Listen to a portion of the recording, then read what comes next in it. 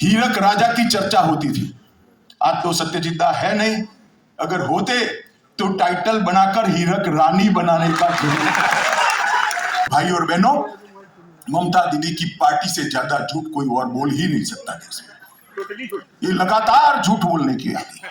इनका एक सूत्र है, झूठ को जोर से बोलो, सार्वजनिक रूप से बोलो और बार बार बोलो, क्योंकि उनको मालूम है क्या होने वाला है। 0 से 77 होता है तो 77 से कितना होता है?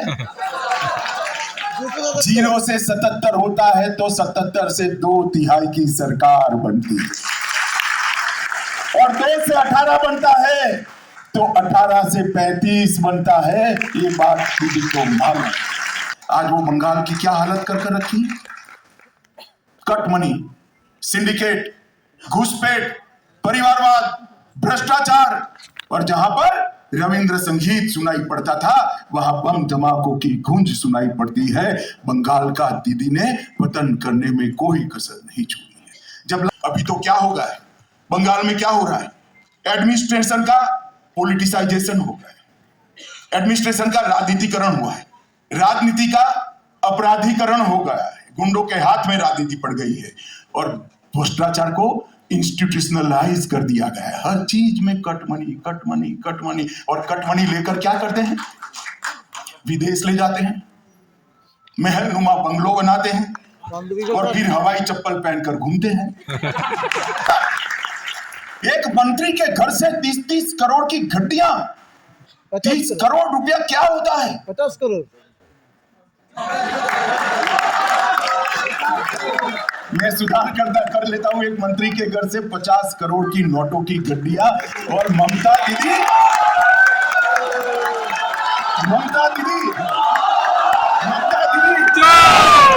मगर आप सबने, बंगाल के भारतीय जनता पार्टी के कार्यकर्ताओं ने हजारों यातनाओं को सही, कई लोग शहीद हुए, कई लोगों की जान गई, कई लोग अपाहिज हुए। भारतीय जनता पार्टी की स्थापना से लेकर आज तक अगर सबसे कड़ा और बलिदानी संघर्ष किसी ने किया है तो मेरी पश्चिम बंगाल भारतीय जनता पार्टी के कार्यकर्ता। और आज इसका नतीजा देखिए, विधानसभा में एक भी सीट नहीं थी। शुभेंदु के नेतृत्व में 77 विधायक आज हमारे विधानसभा में थे। लोकसभा में 1-2 लोग कहीं से चुनकर आते थे पहाड़ी पर से, आज 20 लोकसभा सदस्य भारतीय जनता पार्टी के मोदी जी के सदन में गए। और बंगाल में भाजपा का कोई भी कार्यकर्ता आ जाए, दीदी को बीपी बढ़ जाता है, क्योंकि उनको मालूम है क्या होने वाला है। 0 से 77 होता है तो 77 से कितना होता है? 0 से 77 होता है तो 77 से 2/3 की सरकार बनती है, और 2 से 18 बनता है तो 18 से 35 बनता है। ये बात दीदी को मालूम है। मैं आज सोशल मीडिया वॉलंटियर्स को कहने के लिए आया हूं कि देश भर में मोदी सरकार बनाने का जश्न मनाने का भारतीय जनता पार्टी के कार्यकर्ता को अधिकार है, मगर बंगाल के कार्यकर्ता को, पश्चिम बंगाल के कार्यकर्ता को तभी ये अधिकार मिलता है जब 35 कमल खिलाकर देश की संसद में आज प्रण लेकर जाइए कि विजय तो चाहिए ही, मोदी सरकार चाहिए ही, परंतु मोदी सरकार में 35 कमल श्यामा प्रसाद मुखर्जी के पश्चिम बंगाल से जाएंगे, विवेकानंद के पश्चिम बंगाल से जाएंगे, कवि गुरु के पश्चिम बंगाल से जाएंगे। और मैं आपको विश्वास दिलाता हूं भाइयों और बहनों, एक बार 35 कमल भेज दो, मोदी जी का गारंटी है सोनार बांग्ला बनकर रहेगा, सोनार बांग्ला। भाइयों और बहनों, ये पश्चिम बंगाल बहुत बड़ी सांस्कृतिक और राष्ट्रीयता की विरासत का वाहक। हमारे यहां पश्चिम में गोपाल कृष्ण गोखले कहते थे, आज बंगाल जो सोचता है देश 50 साल बाद उस रास्ते पर चलता है।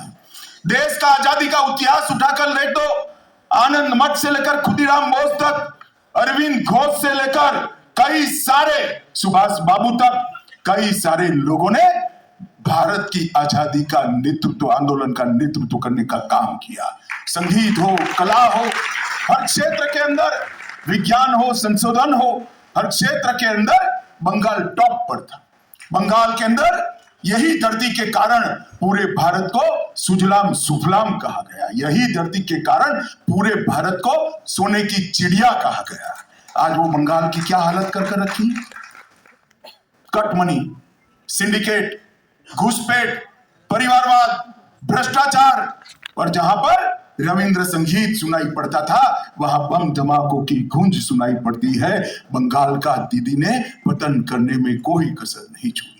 जब लाल भाई यहां शासन करते थे, कम्युनिस्ट शासन करते थे, और दीदी ने उनको हराया, देश भर में अच्छा लगा कि अब शायद बंगाल में परिवर्तन आएगा, बंगाल विकास के रास्ते पर चल पड़ेगा। मगर दीदी ने तो शासन ऐसा चलाया कि लोग कहने लगे कि कम्युनिस्ट अच्छे थे। इतना बड़ा भ्रष्टाचार, एक मंत्री के घर से 30-30 करोड़ की घटिया, 30 करोड़ रुपया क्या होता है? 50 करोड़। मैं सुधार कर लेता हूं, एक मंत्री के घर से 50 करोड़ की नोटों की गड्डियां। और ममता दीदी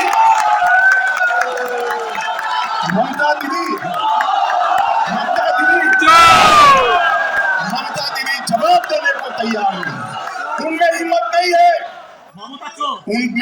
नहीं है कि कॉल से की स्मगलिंग करने वालों को पार्टी से निकाल मार दो। उनमें हिम्मत नहीं है जिन्होंने नौकरी देने में पैसा खाया उनको पार्टी का नोटिस भी थमा दे। वो तो उनको गुरु बताती है, पार्टी का सिपाही बताती है। अब जिस पार्टी के सिपाही करोड़ों का भ्रष्टाचार करते हो, वो पार्टी कभी बंगाल का भला कर सकती है क्या? कर सकती है क्या? मित्रों, हम सब भारतीय जनता पार्टी के कार्यकर्ता है। देश के हर राज्य में भारतीय जनता पार्टी की सरकार बने, हमारे सिद्धांतों की सरकार बने, वो हमारा लक्ष्य है। मगर बंगाल उसमें सबसे ज्यादा महत्वपूर्ण है, क्योंकि पश्चिम बंगाल में भारतीय जनता पार्टी की सरकार बनने का मतलब है घुसपैठ पूर्णतया रुक जाना और घुसपैठ को सील कर देना। पश्चिम बंगाल में भारतीय जनता पार्टी की सरकार बनने का मतलब है गाय की तस्करी रोक देना। पश्चिम बंगाल में भारतीय जनता पार्टी की सरकार बनने का मतलब है शरणार्थी जो आए हैं उनको सीए के माध्यम से नागरिकता दी।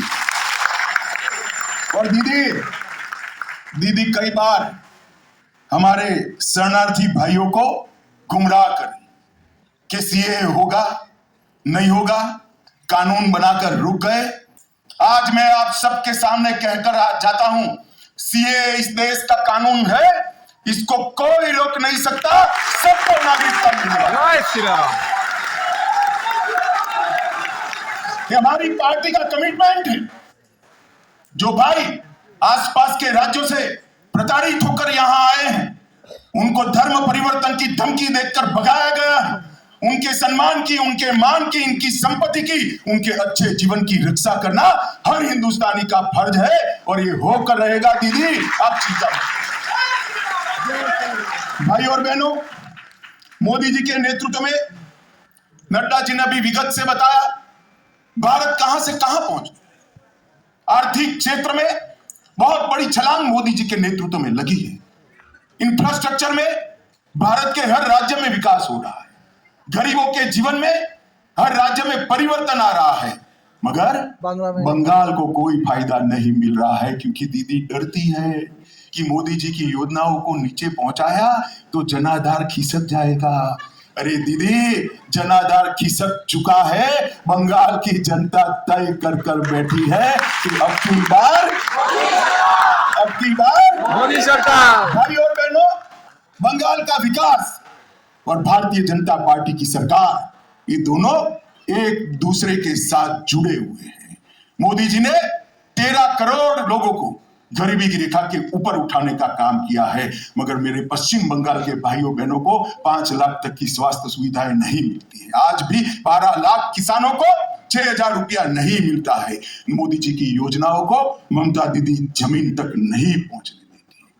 कई बार टोंट में हमारे यहां सत्यजीत रे की वो मूवी हीरक राजा की चर्चा होती थी। आज तो सत्यजित है नहीं, अगर होते तो टाइटल बनाकर हीरक रानी बनाने का जरूर काम। मित्रों, पश्चिम बंगाल की आत्मा पर अत्याचार करने का काम ये ममता दीदी ने किया है। बंगाल का साहित्य, बंगाल का विज्ञान, बंगाल की कला, पश्चिम बंगाल का अध्यात्म, आजादी का आंदोलन, औद्योगिक विकास और कृषि में जो पश्चिम बंगाल पूरे देश का नेतृत्व करता था, आज पिछड़ कर रह गया है।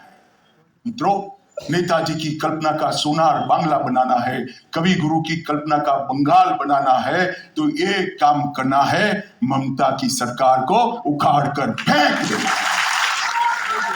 और ये करना है तो उसके पहले एक काम करना पड़ेगा, 24 में 35 सीटों पर भारतीय जनता पार्टी को प्रचंड बहुमत से विजय। मैं आज आपको कहकर जाता हूं, मोदी जी की गारंटी है, एक बार 35 सीटें ला दीजिए, बंगाल में भाजपा सरकार बना दीजिए, उस ओर से इस ओर एक भी आदमी हम घुसपैठ नहीं करने देंगे। भारतीय जनता पार्टी, मोदी जी की गारंटी है, बंगाल में एक बार कमल फूल की सरकार बना दीजिए, एक भी गाय की तस्करी भारत से उस ओर नहीं। मोदी जी की गारंटी है कि पूरे देश की तरह पश्चिम बंगाल के हर गांव में विकास पहुंचने का काम हम करें।